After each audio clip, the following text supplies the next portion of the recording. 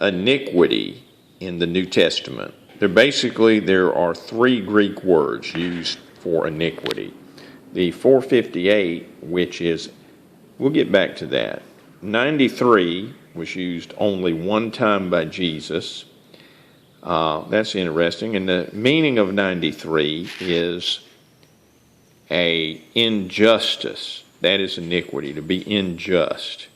Now, 458 was mentioned, that was 4 times used by Jesus in the New Testament. So it's 4 times more important, or 4 times more usage.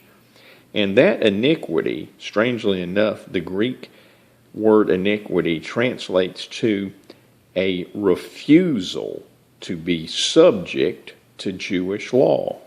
Now, this could shake the church to its roots, because whenever preachers teach on iniquity, they use the 93, which is injustice. They completely ignore that Jesus said iniquity was a refusal to be subject to Jewish law.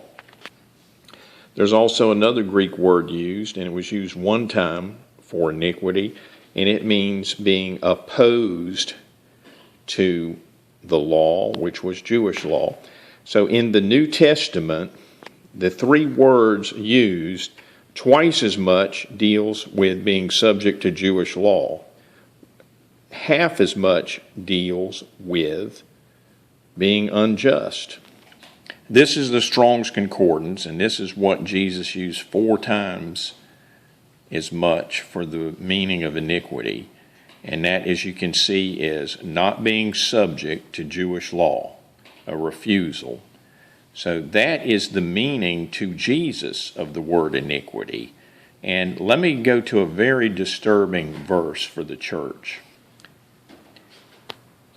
In Matthew chapter 7, verses 22 and 23, you have the church and saying to the Lord, many will say unto me, and these are the words of Jesus, by the way, many will say unto me in that day, Lord, Lord, have we not prophesied in thy name?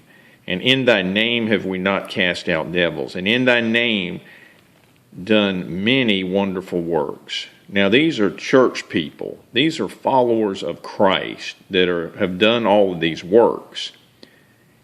And then I will profess unto them, I never knew you. Depart from me, ye that work iniquity.